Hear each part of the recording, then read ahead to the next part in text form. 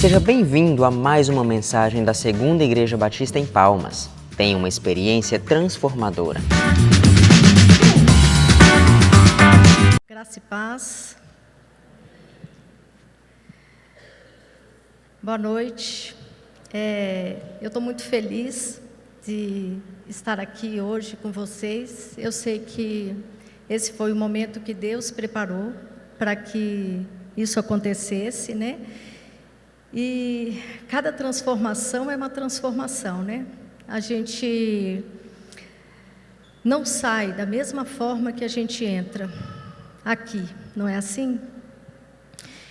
E nós não estamos aqui em cima numa posição de superioridade, de maneira nenhuma. Eu tenho a plena convicção de que Deus me chamou para compartilhar com vocês a palavra dele, porque os meus ouvidos estão mais próximos da minha boca. E isso é para que eu nunca me aparte da sua palavra, da sua verdade. E também porque ele mudou a minha sorte. Ele me fez uma nova mulher. E eu comecei a ministrar pela primeira vez falando da minha vida, falando do que Deus fez comigo. Foi no face a face. Eu estava muito nervosa. E hoje o pastor me deu mais essa missão de compartilhar a palavra de Deus, porque eu sou uma seminarista, né? E como nossa missão foi fazer um sermão e compartilhar com os irmãos. E nós vamos aprender um pouco sobre os desafios atual de vivermos como cristão. Para mim é um desafio, para você é? Nós vivermos no dia de hoje o que a palavra de Deus nos diz que nós temos que fazer. Então eu queria que vocês abrissem Josué 1, de 1 a 9. Eu vou ler numa versão um pouco diferente, que é a mensagem, que diz assim: depois da morte de Moisés, servo do Eterno, o Eterno falou a Josué, auxiliar de Moisés: meu servo Moisés morreu. Mas vamos adiante. Avance, atravesse o rio Jordão, você e todo o povo. Entre na terra que estou dando ao povo de Israel. Estou dando cada metro quadrado que seus pés pisarem, como prometi a Moisés. No deserto do Líbano, desde o grande rio, o Eufrate, toda a terra dos hititas, até o mar Mediterrâneo, a oeste. Tudo pertence a vocês. Enquanto viver, você não conhecerá a derrota. Enquanto viver, você não conhecerá a derrota. Assim como estive com Moisés, estarei com você. Não vou abandonar você. Seja corajoso e anime-se. Nosso pastor prefere, seja corajoso e forte. Você conduzirá esse povo para tomar a terra que prometi dar aos seus antepassados. Dê o seu máximo, empenhe a sua alma. Não deixe de seguir o que diz a revelação que Moisés escreveu, cada parágrafo. Não se desvie para a direita nem para a esquerda, para que possa chegar ao seu destino. Não deixe em nenhum instante de pensar no que diz o livro da revelação. Pondere e medite nele de dia e de noite. Pratique tudo o que ele prescreve. Então, você alcançará seu objetivo e será bem-sucedido. Vou dizer de novo: seja corajoso e anime-se. O Eterno, o seu Deus, está com você cada passo nesse caminho. Amém? Bom, A vida cristã baseada em Josué, ela traz princípios a nós hoje, para que nós possamos aprender e aplicar na nossa vida cristã. É fácil ser cristão no dia de hoje? É fácil nós cumprirmos tudo que a palavra de Deus revela para nós? Nós estamos dispostos a fazer isso? Bom, para mim, meus irmãos, o maior desafio que todos nós enfrentamos no mundo de hoje é vivermos como cristão. Essas dificuldades são muitas, né? Nós vivemos cada momento desafiando situações que o mundo nos oferta, né? Primeiro nós temos um mundo ao nosso redor que é um mundo hostil, que é um mundo materialista, que os valores e os padrões não são os valores e os padrões que Deus estabeleceu para nós. E essa realidade, ela frontalmente é oposta à visão que Deus determinou, que Deus estabeleceu para a humanidade. A Bíblia também diz que a nossa luta não é contra carne e sangue, nem contra principados e potestades, né? Ela diz que a nossa luta é no mundo espiritual, é com as hostes da maldade. E nós estamos cercados de anjos caídos, nós temos tentações todos os dias, nós temos desafios todos os dias, né? Por isso, viver a vida cristã em todas as áreas que nós estamos é um desafio. E para isso a gente precisa constantemente da graça e do favor de Deus. Porque mesmo sabendo que Ele já nos regenerou, mesmo sabendo que Ele já nos perdoou, mesmo sabendo que Ele nos deu o Espírito Santo, que Ele já nos aceitou, mesmo assim, nós precisamos viver essa realidade constantemente. Nós precisamos entender e viver essa realidade. A Bíblia nos foi dada, entre outras coisas, para ser um manual nessa jornada. Nós temos eu particularmente tenho um pouco de dificuldade de ler manuais, né? Eu compro um liquidificador, eu boto ele para funcionar. Eu não leio muito manual.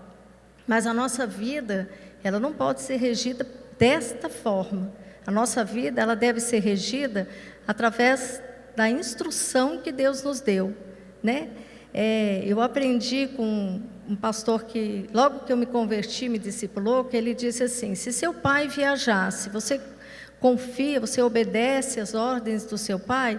Eu disse: obedeço. Ele disse: pois é, se ele viajasse e te deixasse uma carta com umas instruções para você fazer na ausência dele, você faria? Eu disse: claro, eu faria. Pois é assim que Jesus fez conosco. Ele foi, mas ele vai voltar. E ele deixou essas instruções, ele deixou essas orientações para que nós possamos ter uma vida plena, ter uma vida abundante. O livro de Josué não é diferente disso, né? O livro de Josué é um livro inspirado por Deus e ele está aqui para que nós aprendamos as orientações que ele nos traz, né? E a Bíblia também, ela nos ensina que toda a Escritura é inspirada por Deus e é útil. E o livro de Josué é um deles, né? Também se inclui nessa inspiração e nessa necessidade de nós utilizarmos para vivermos uma vida melhor. Eu já gostava muito de Josué, né? Mas eu assisti o drama épico da Record, que Renato Modesto fez, A Terra Prometida. Não sei quem já assistiu ou quem está assistindo, né? E é um drama, né? Mas o autor conseguiu trazer muitas verdades bíblicas, mesmo em algumas cenas que não estão na Bíblia, mas ele conseguiu trazer a verdade e a fé daquele povo e a confiança daquele povo em Deus através desse drama, né? E assistindo, eu fiquei mais empolgada, né, com a vida de Josué. E aprendi muito mais com ele. Esse livro trata de como Deus cumpriu as promessas que ele fez a Abraão, que ele lhe daria uma terra, a sua descendência, e lhe daria descanso. E a gente encontra essas promessas em Gênesis capítulo 12, capítulo 15 e capítulo 17. O livro de Josué também fala como Deus conduziu os exércitos de Israel a entrar na terra prometida, que foi a terra que Deus prometeu, a entrar lá em Canaã, que foi a terra que Deus prometeu aos hebreus, né? E como eles conquistaram aquela terra. Esse livro, ele é um alvo, o alvo desse livro, ele sempre foi um livro muito apreciado pelos cristãos, e ele é muito citado no Novo Testamento. Estevão, no seu sermão em Atos capítulo 7, antes de ser apedrejado, ele foi o primeiro mártir, e ele menciona a conquista da terra através de Josué como sendo um dos atos salvador de Deus. A carta aos Hebreus, em especial, ela fala de Josué como sendo um tipo de Cristo. Ela fala da conquista da terra, ela fala da entrada na terra como sendo uma figura da vida eterna que Deus nos promete. Ela fala do descanso de Israel, teve quando ele entrou na terra, como sendo simbólico o nosso descanso que Deus nos promete na vida eterna. E a conquista de Jericó, pela fé, derrubando as muralhas, é usada como exemplo na fé em Hebreus, capítulo 11. Raabe, a prostituta, ela é citada 2 vezes como exemplo. O primeiro é pela fé em Hebreus, capítulo 11, e o segundo em obras em Tiago, capítulo 2. E as promessas que Deus fez a Josué no capítulo 1, nos versos 5 e 6, não te deixarei, nem te desampararei, são repetidas e aplicadas pelos cristãos lá em Hebreus capítulo 11, 5 e 6. Então nós vemos que o livro de Josué, ele é bem conhecido dos primeiros cristãos, e ele era bem usado também, cujos princípios eram aplicados. E o meu objetivo em estudar aqui o livro de Josué é ver que a gente pode, o que a gente pode aprender com esse livro para nos ajudar a viver como cristão nesse mundo tenebroso. Josué 1, de 1 a 9, é a introdução do livro. E ele traz um resumo do tema do livro, alguns princípios que nós vamos encontrar através do livro e que são repetidos constantemente. E que Deus queria que o povo hebreu aprendesse e quer que nós também aprendamos com esse livro, com esses princípios. Eu vou trazer 3 princípios nos dias de hoje para que nós possamos aprender e aplicar na nossa caminhada cristã. Então eu vou partir do princípio da tomada, quando eu tomo o Antigo Testamento para o Novo Testamento, é que a igreja é a continuação de Israel. Nós somos o mesmo povo de Israel. Aquele povo que começou, somos nós, né? Deus só tem um único povo. E esse povo é o mesmo povo de Israel, somos nós no dia de hoje. A verdadeira circuncisão de Deus é a circuncisão de coração. A circuncisão do judeu é a nossa circuncisão da vida nova, do novo nascimento. E a aliança que Deus fez com Israel continua com seu povo até hoje. A mesma pisada de fé daquele povo de Abrão é a nossa pisada de fé. Porque o Novo Testamento nos fala disso e é somente baseado nisso que nós podemos pegar o que Deus fez a Israel no Antigo Testamento e aplicar para nós, hoje, no Novo Testamento. Porque há uma continuidade, é o povo de Deus. Deus sempre teve um único povo. E essa é a base pela qual nós vamos trabalhar essa exposição. Então, quais são os princípios que nós, cristãos, precisamos viver como desafio no dia de hoje? O primeiro princípio que o livro nos traz, é Deus que nos dá a vida eterna, bem como todas as bênçãos dessa vida. Observe que o que Deus falou a Josué quando lhe apareceu depois da morte de Moisés, no versículo 2. Moisés morreu, levanta-te, passe o Jordão agora, pois você e todo esse povo, preparem-se para atravessar o rio Jordão e entrar na terra que eu estou para dar. Estou para dar aos israelitas. Vocês vão atravessar esse rio e vão para a terra que eu estou dando a vocês. No versículo 3, ele diz que todo lugar onde vocês pisarem, eu darei. Será de vocês, eu dou. No versículo 6, ele diz, seja forte e corajoso, porque você conduzirá esse povo para herdar a terra que eu prometi, sobre juramento aos seus antepassados. Eu prometi. Então, fica claro aqui que a terra é uma dádiva de Deus. A terra é um presente de Deus ao povo de Israel. E, fazendo um paralelo a nós no dia de hoje, a vida eterna, a terra que Deus nos prometeu, é a terra que Deus prometeu a Israel. Então o livro mostra que, apesar de tudo apontar ao contrário ao povo de Israel, nessa conquista, Deus deu a vitória a eles, né? Quando Deus disse que a terra prometida era Canaã, ela tinha muitas dificuldades. Aquela terra não estava desabitada. Aquela terra tinha 7 povos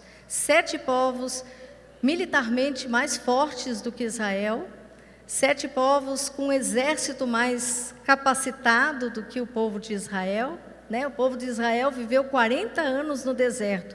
Eles não tinham armas, eles não tinham treinamento militar, né? Mas Deus fez essa promessa. Deus disse que daria aquela terra. Então, a gente pode ver que como Deus conquistou aquele povo, como Deus colocou medo naquele povo, como Deus apareceu em pessoa para Josué, como Deus falou e garantiu a Josué que estaria com ele todos os dias e que todos os dias ele seria vitorioso, ele não teria derrota. O livro não deixa dúvida para nós que a terra é um dom de Deus, que ela é um presente de Deus para nós.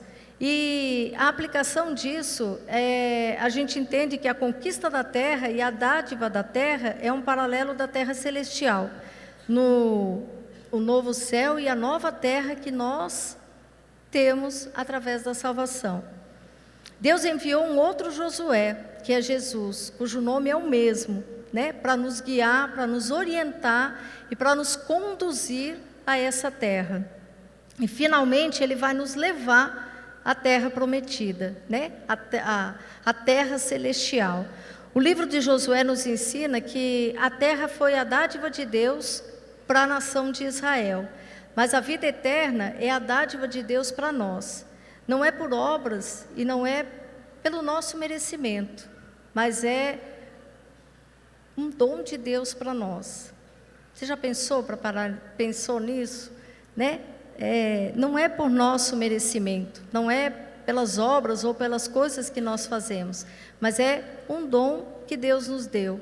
Assim como Ele garantiu a Abraão a terra prometida, né? Assim como Ele deu a terra prometida, Ele também nos dá a vida eterna. O nosso Deus, Ele é soberano, Ele é todo-poderoso, Ele é gracioso, Ele é bom, e tudo que temos vem da parte dEle.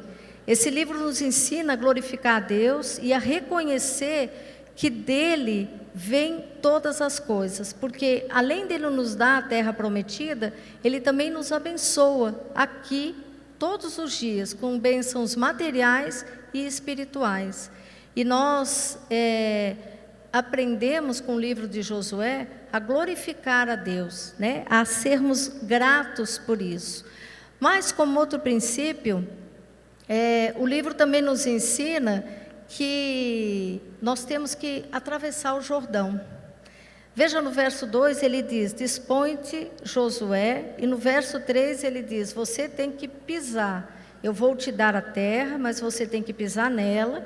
E no verso 6 ele diz, eu vou fazer você herdar, você vai ter que tomar posse da terra. Por um lado, Deus diz a Josué que a terra é uma dádiva minha. Por outro, ele diz que você tem que atravessar o rio, você tem que conquistar.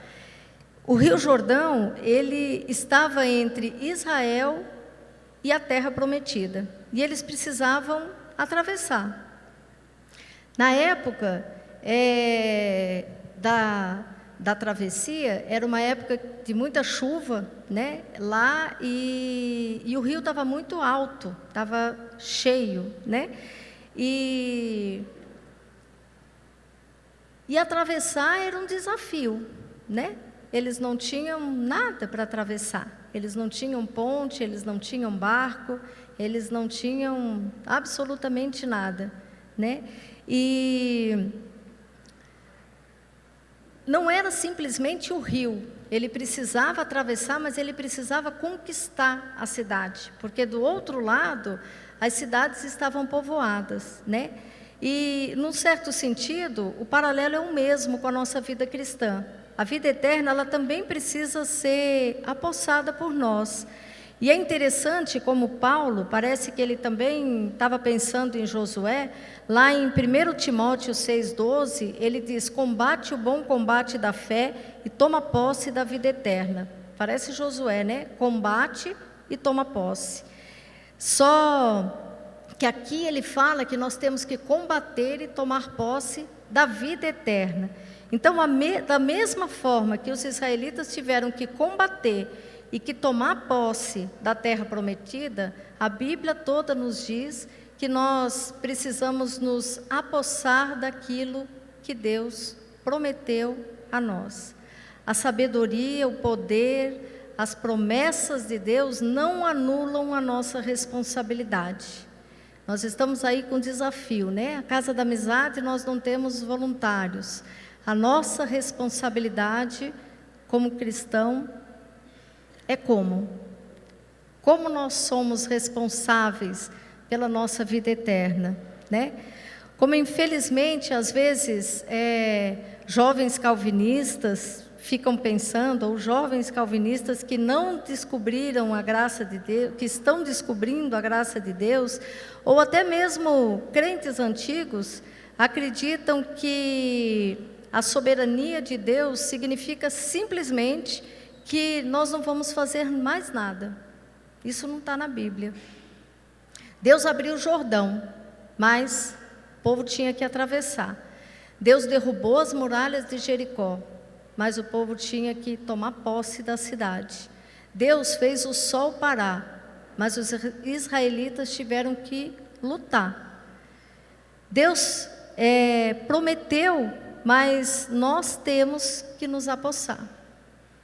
Nós somos abençoados com a vida eterna, com as santas promessas, com os selos, com os sinais dos evangelhos, mas nós temos que desenvolver a nossa salvação, tomar posse das promessas de Deus, viver nesse mundo à luz do que Deus nos ensina.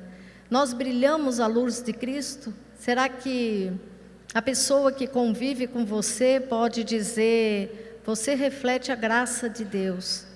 Você é um cristão, né? Cristão significa pequeno Cristo. Você é um pequeno Cristo. Eu vejo Cristo em você. A Bíblia está repleta de exortações a respeito disso. Mas eu vou trazer uma só para nós refletirmos. 2 Pedro 1, de 3 a 7. Seu divino poder nos deu todas as coisas de que necessitamos para a vida e para a piedade, por meio do pleno conhecimento aqui é zelo, fervor, daquele que nos chamou para a própria glória e virtude. Por intermédio deste, ele nos deu as suas grandiosas e preciosas promessas, para que por elas vocês se tornem praticantes da natureza divina e fugissem da corrupção que há no mundo causada pela cobiça. Acrescentar à sua fé a virtude o conhecimento, ao conhecimento o domínio próprio, ao domínio próprio a perseverança a piedade, a piedade a fraternidade e a fraternidade o amor. Porque se essas qualidades existirem e tiverem crescendo em suas vidas, elas impedirão que vocês, no pleno conhecimento do Espírito Santo de Deus, falhem. Estão entendendo, estão percebendo a sequência? Deus nos diz que nós precisamos aumentar a nossa fé, né? Então, você tem fé? Então, aumenta aí a sua virtude, aumenta aí o seu conhecimento, aumenta aí o seu domínio próprio, aumenta aí a sua perseverança e assim por diante, né? Tome posse. Isso é o que Deus diz a nós. Eu ouvi uma vez uma história de um pastor que veio aqui falar conosco no congresso que o IBET promoveu para nós, né, que ele falou sobre 2 fazendeiros, um era calvinista e o outro era arminiano. E esses 2 fazendeiros, eles eram vizinhos de fazenda e todo final da tarde eles se encontravam na cerca que dividia as 2 fazendas e eles discutiam teologia. Sabe qual é o assunto? O calvinista discutia sobre a soberania de Deus e o arminiano discutia sobre a responsabilidade humana. E aí um dia, no final da tarde, eles sempre brigavam, né? E um dia, no final da tarde, o calvinista chegou na cerca para o arminiano e disse assim: eu não entendo como você não reconhece a soberania de Deus. Olha essa fazenda, olha esse lago bonito, todo bem feito, olha esse pasto verde, olha esse gado formoso, bonito. Aí o arminiano disse assim: você devia ver isso aqui quando só Deus tomava conta. É uma história que nos faz refletir um pouco, né, sobre a soberania de Deus e a responsabilidade humana. Deus nos deu a terra, mas Ele diz que nós temos que lavrar. Deus nos deu as suas grandes e preciosas promessas, mas Ele disse: eu vou abrir o Rio Jordão, mas vocês têm que passar. Eu vou dar a terra para vocês, mas vocês têm que conquistar. E então a gente consegue entender com isso que pode até ter muralhas, pode até ter rios na nossa frente, né? Pode até ter dificuldades na nossa frente, mas a soberania de Deus não é suficiente. A nossa responsabilidade humana em fazer e enfrentar é maior. E esse é o segundo princípio do livro de Josué. O primeiro, ele diz que Deus nos dá a terra e ela é um presente de Deus. E o segundo, ela tem que ser conquistada. O terceiro princípio, nós podemos sempre confiar em Deus e em suas promessas. Ou seja, nós fizemos isso pela fé. Tudo o que os israelitas tinham era uma promessa. Eles tinham que atravessar um rio e eles não tinham nada. Não tinham barco, não tinham jangada, não tinham ponte. Eles só tinham a promessa. E esse livro Deus se apresenta como fiador a Moisés, né? Ele diz assim: ninguém conseguirá resistir a você todos os dias de sua vida. Assim como estive com Moisés, estarei com você. Nunca o deixarei, nunca o abandonarei. E no final do verso 9, ele diz: o Senhor, o seu Deus, estará com você por onde você andar. essa é a promessa que Deus fez a Josué: eu vou estar com você, eu serei contigo, seja forte, a minha graça vai contigo, o meu poder vai contigo. Mas Josué só tinha a promessa. Queridos, o livro mostra como Deus cumpriu essa promessa fielmente, apesar de todas as dificuldades que eles enfrentavam visualmente. Às vezes nós também não acreditamos, a nossa fé também não é suficientemente forte para enfrentar as dificuldades que nós vivemos, né? O segredo de Israel em vencer todas essas limitações, né? Um rio na sua frente, 7 povos guerreiros, muito mais fortes do que eles, muito mais numerosos do que eles, né? Era Deus com eles. O povo de Israel tinha Deus com eles. Será que nós, líderes de PG, líderes de GD, será que a gente enfrenta as nossas dificuldades, as nossas limitações com essa fé? Será que nós temos Deus conosco? Será que verdadeiramente é Deus que nos dirige, é Deus que nos conduz, é Deus que nos orienta? Toda e qualquer decisão que nós tomamos é baseada em Deus? O povo de Israel venceu porque ele também só tinha promessa. Nós também só temos a promessa de vida eterna, a promessa de descanso, a promessa de um mundo que é justo na eternidade. Mas o povo de Israel tinha Deus com eles. Nós temos Deus conosco? Nós olhamos as circunstâncias, né? Muitas vezes, e aí a gente desanima.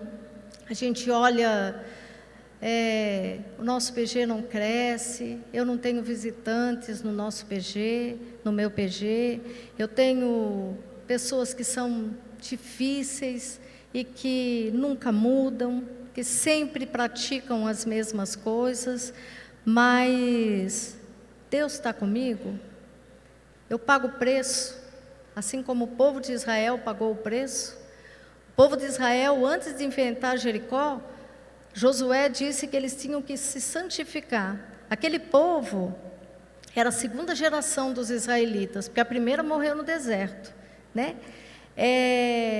Eles não eram circuncidados. E para os judeus a circuncisão ela é física, né? A nossa é de coração.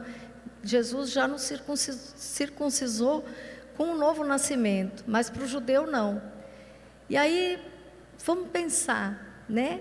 2 dias antes de enfrentar uma batalha, todos os guerreiros, porque a maioria deles eram jovens, era a segunda geração do povo de Israel, tinham que se circuncidar. E a circuncisão naquela época era uma faca de pedra. E não devia ser nada fácil, porque tem que ter um repouso. Eu sou enfermeira e a circuncisão, ela hoje não se pratica, mas em alguns casos, quando o prepúcio é muito estreito e dificulta a higienização, a criança precisa ser circuncidada.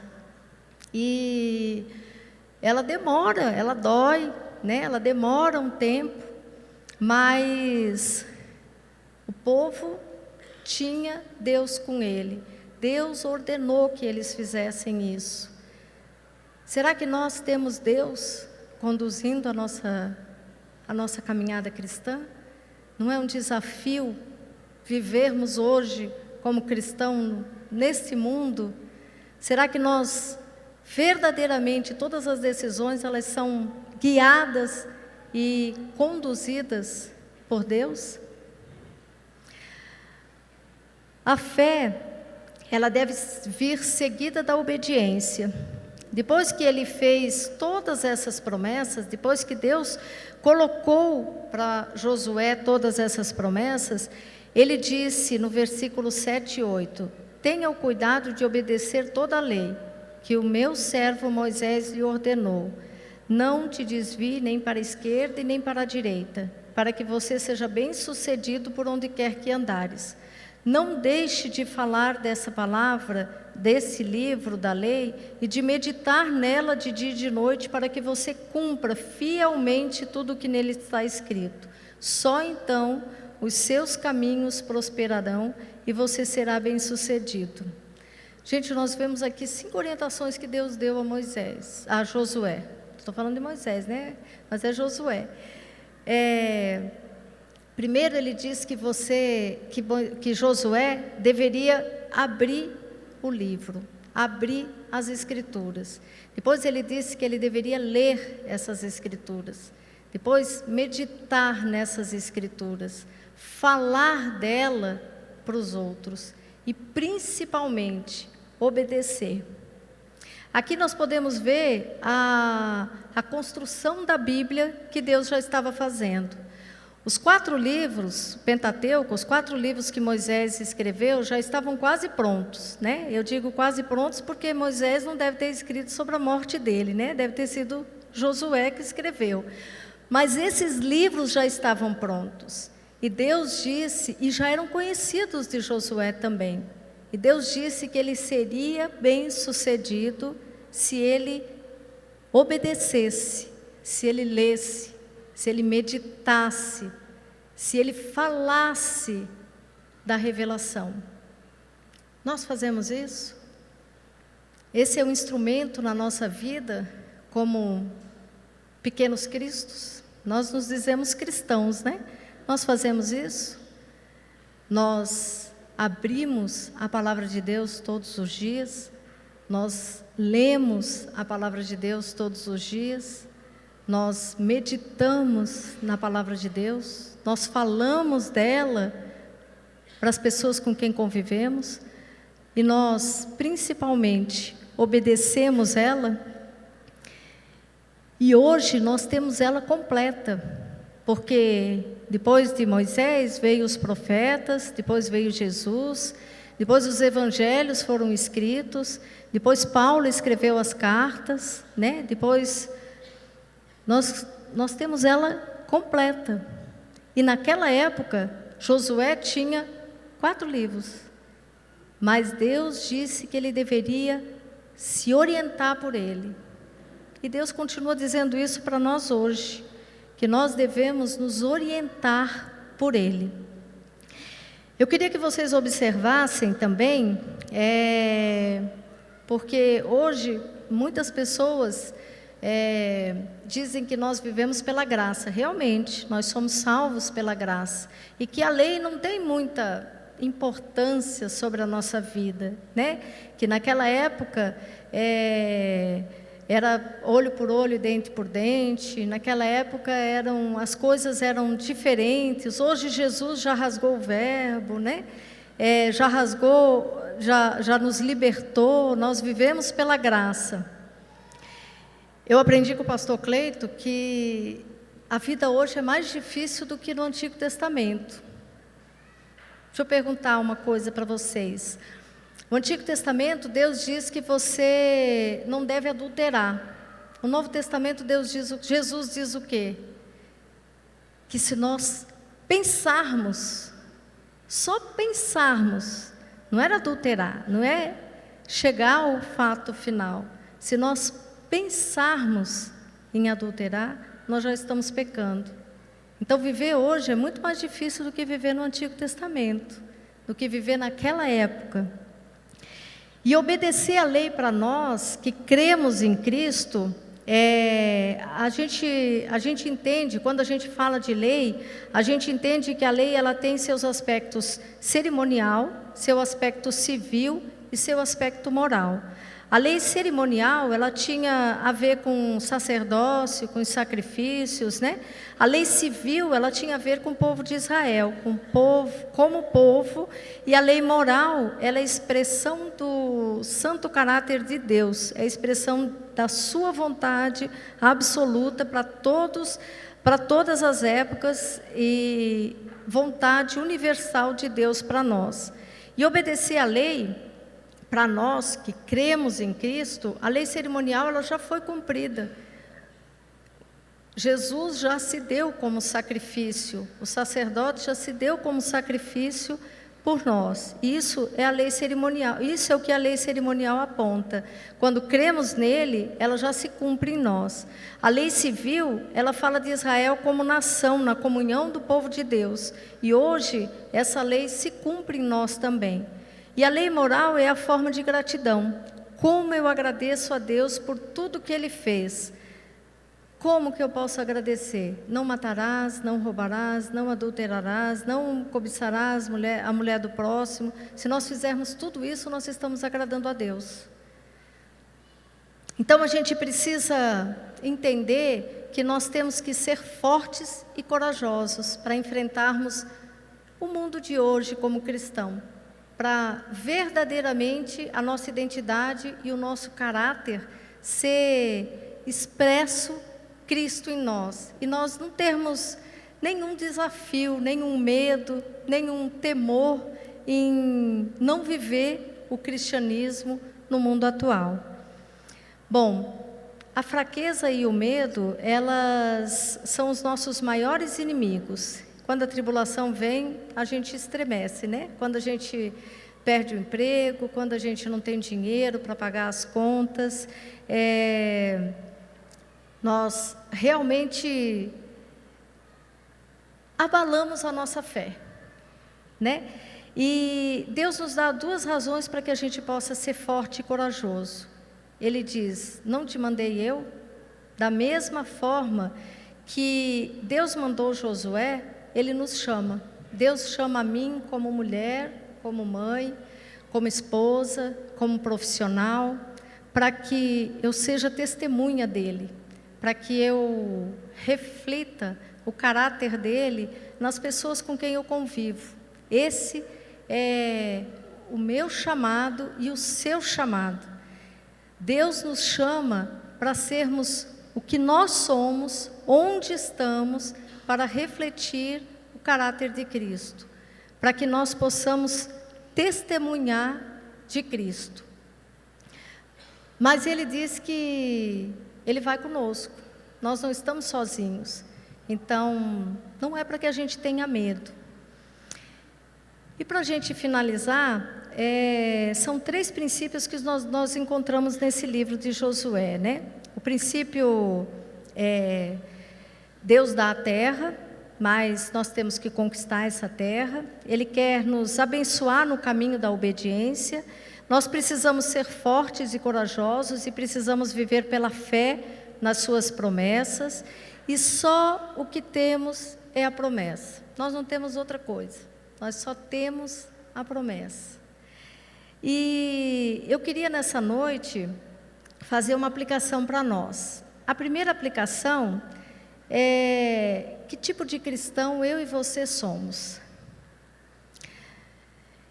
Saiu uma matéria, quinta-feira passada, dia 20, São Paulo teve a Marcha para Jesus.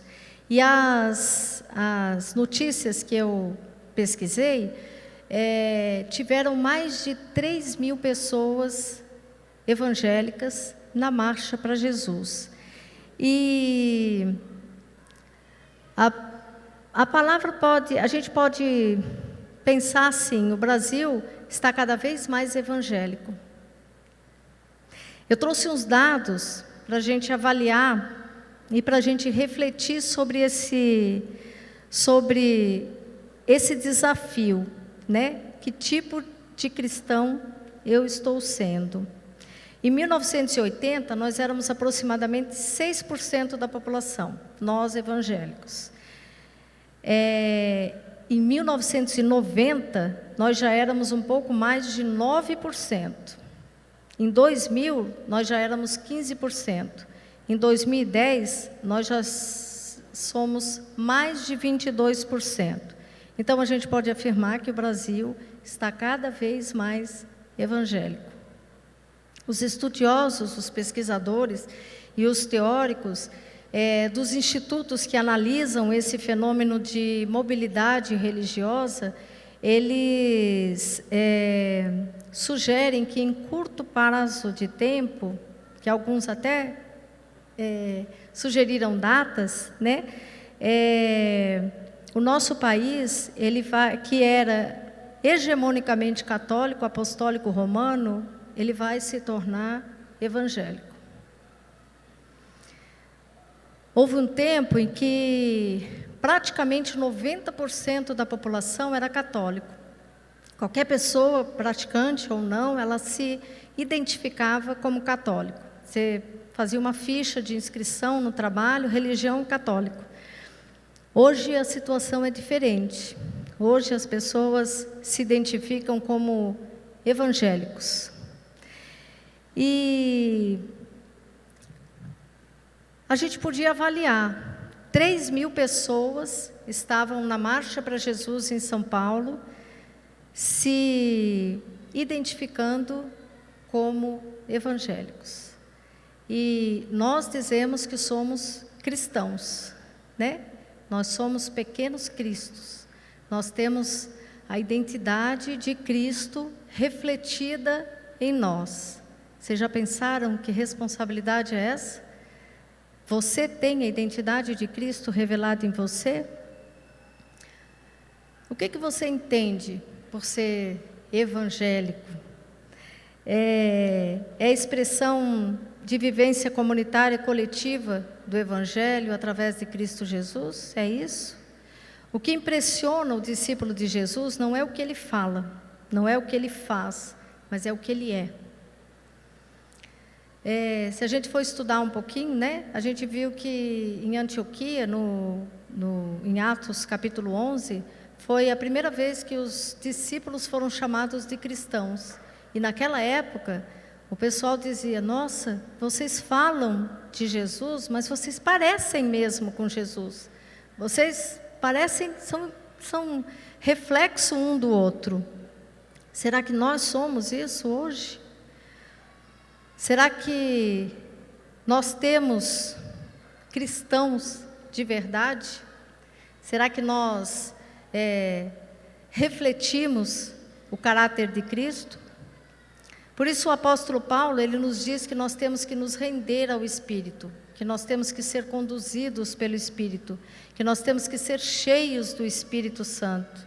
E o fruto do Espírito, ele não é falar, ele não é realizar milagres, ele não é cair no chão, né? Ele é ser cheio do fruto do Espírito, não é uma experiência, nem de um momento, mas é a característica de uma vida. Ser cheio do Espírito é a gente entender o propósito e a missão que Deus nos deu, que nós temos que refletir o caráter de Cristo.